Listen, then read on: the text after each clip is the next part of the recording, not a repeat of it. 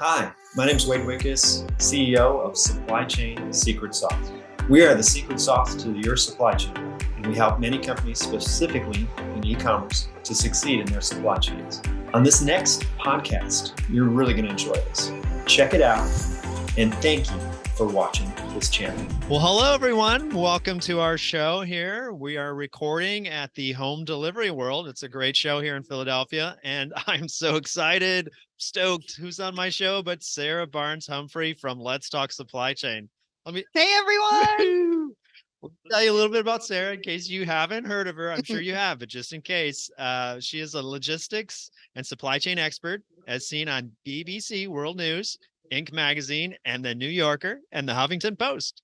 Sarah has reached over 50 million supply chain professionals through the Let's Talk Supply Chain podcast, her weekly live stream show, Thoughts and Coffee, and the Blended podcast, and now the Blended Pledge. Welcome to the show, Sarah.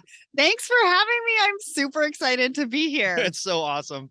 Oh, man. So I think the first thing is let's talk about your show and what you're trying to accomplish. So everybody can understand that. That's cool. Yeah. So I started in 2016. I think back when supply chain media wasn't even like a word that people were using, right? But I have been in logistics and supply chain for 25 years at this point. I was director of sales and marketing at the time. And I was like, well, if they can do a podcast, why can't I do a podcast on supply chain? And marketing in 2016 in supply chain really wasn't, it was okay, but it wasn't really out there. People weren't really pushing the boundaries. And so I asked a gentleman from my customs department to join me, and tongue in cheek, I called it Two Babes Talk Supply Chain because I wanted to see how far I could push the industry. I think overnight, one night, we had 1,000 downloads. And so it just sort of exploded. Then anyways, fast forward to now, we've rebranded it to Let's Talk Supply Chain. I don't have a co-host anymore. But the podcast is really focused on businesses within the industry, who they are, what they do, real life examples. There's so much amazing technology, service providers, so many amazing companies in this industry. But it's like, how do we figure out who's out there? Right? Which one can help us? Am I their ideal client? I don't know. And so that's what we've done with the podcast, bring it all together in one space. But we also have the Woman in Supply Chain series on the podcast as well. So you get a variety of different content when you come to Let's Talk Supply Chain. It is a big space and it just seems to be growing like crazy, right? You go to these shows and you see like 10, 15 more companies that you just didn't know about, right? It is amazing. And so bringing those brands and all the technology together is awesome. Let's talk a little bit about, COVID, beyond COVID now, and what has changed in terms of what leaders or young professionals need to think about as they look at the supply chain today and all the automation that's occurring. Any ideas or thoughts on that? I think there is a lot to think about. And I think a lot of people can get overwhelmed quite easily, right? True. There's a lot of content out there to consume. Yeah. There is a lot of new innovation to be thinking about. There's a lot of different parts of the supply chain that need help, right? In any organization. And it's a journey, not a destination. So it's got to be constantly changing, constantly improving, constantly innovating. So I think the first thing is not to get overwhelmed. I think it's also about thinking about your supply chain of the future. Where do you want to spend your risk dollars, right? Is it in manufacturing where you want to look at different places to source raw materials or different places to manufacture? There's a lot of different things to think about when you think about that. But I think it opened up the world. It opened up the minds. It opened up supply chains. People are looking at supply chains as a competitive advantage, right? What can I do within my supply chains that are going to make us stand out in the industry? And since we're at Home Delivery World, last mile delivery is really very much a part of that solution. And I talk about collaboration being the future of business. And I really think that it starts internally. Supply chains need to be there needs to be data moving across silos. There needs to be conversations and communication across silos. What is supply chain providing the rest of the organization? What is marketing supplying supply chain with? What does our delivery experience look like and who needs to be involved in that?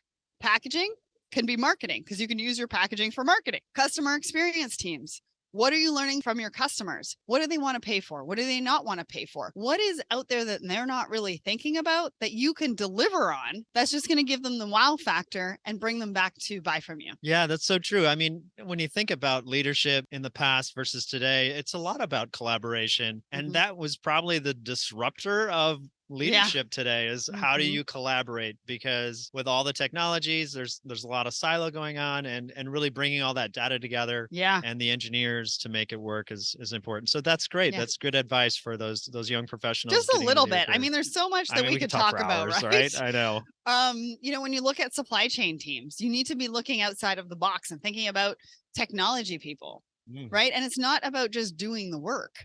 It's who's going to bring those innovative ideas. Yeah. Who's going to be able to come to those discussions with some of those ideas? And then how best are you using the data that you're collecting to mesh with that gut to make the right recommendations on how you need to position your supply chain? And then what do you want it to look like in the future? Yeah, the future and AI, it really ties in that engineer aspect of a supply chain leader operationally being able to translate to the engineer what that software needs to do. So translation is huge, right? Yeah. Because two people can be talking and they could be talking about two totally different things. So true. Oh my gosh. So true. It is true. Hey, the other thing that's hot is cybersecurity, right? Oh my goodness. It's something I have been talking about for weeks. And I know. So give us a little scoop about, what you've seen in the future of this. Well, it is one of the top risks for supply chain professionals, organizations out there right now. So if you're not thinking about it, if you're not doing anything about it, you need to go and do something about it. Get a consultant, figure out where your gaps are, because people are going to get in and it's going to cost you money and it's going to cost you time. Logistics providers, really large logistics providers, ocean carriers have just gone through this and it's taken them a long time to get through it and get back on track. Think about what happens to your business when your logistics provider has something happen, has a cyber attack happen, and they cannot move your freight and your freight is in their warehouse. What does that do for you, right? And so there's a domino effect when something happens across all sorts of different things. I think the other part of it too is that we haven't really talked about a lot in supply chain is how they're getting in. People are getting text messages. They're also, with AI, they're taking different voices. They're taking your voice. They're taking my voice. They're taking CEOs' voices, and they're sending a message to the CFO and saying, I need you to send $240,000 to this company. Wow. It's happening. Oh. The CEO sees it, turns to the CFO and says, why did you do that? Well, you called me, but I didn't call you. Oh, so I think, we're only just starting to think about cybersecurity and what it could do to our supply chains, but it's way ahead of where we're thinking today. Amazing. And we need to consider everything that's out there and what are the possibilities that can happen. Amazing. That's outstanding. I mean, where this is going to go, we don't know, but we do know that is an important aspect to the supply chain. Holy moly. And that's just the tip of the iceberg. I was talking to a cybersecurity expert who I think used to work with the government, and that was only one example that he gave. Wow. Yeah. Well, I know we could talk for hours, and I know you're super busy here at the Home Delivery World Show. So I really appreciate you taking time to be on my podcast. So awesome. I love what you're doing, Wade. It's been great to meet you in person. Thanks for having me on the show. And I wish you nothing but success in this space. Well, thank you very much. Have a great day. You too.